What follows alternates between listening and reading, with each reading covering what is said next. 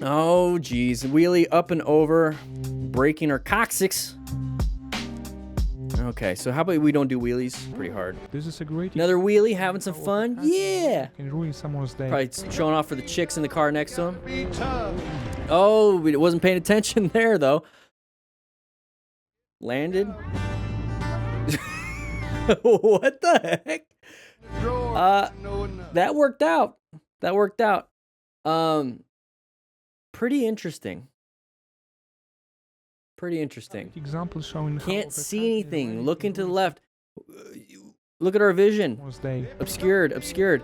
You gotta be tough. And now we're here. So what do? You're gonna try your best to swerve to the left or the right, but we could have just prevented it by not doing the wheelie in the first place. Got very lucky. All right, here we go. Here is a situation. Nice little easy turn with a group, making sure everyone made it. Very good. The rider didn't understand. You can talk to each other on your cardos. Stopped for no reason. Oh, look ahead. Look ahead. You're traveling at speed. Look ahead. And now we impacted.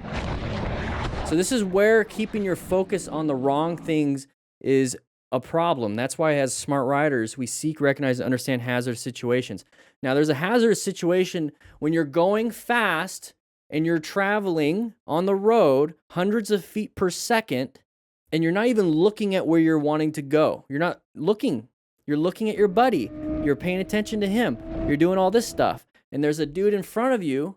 Doesn't matter if he's slowed down or not. You're the one traveling. You probably don't even know that you're actually probably putting on the throttle. So what can we learn from this?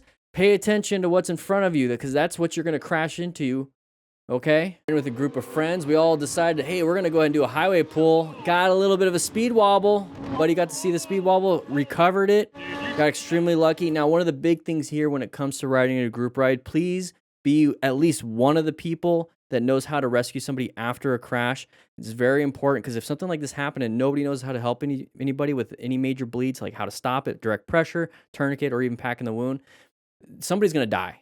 Somebody's just going to straight up die. Now, you shouldn't be doing high-speed pulls and then getting speed wobbles and whatnot. It is what it is. But if you're going to be in a group of friends or a group of people or whatever, it could be just a simple mistake.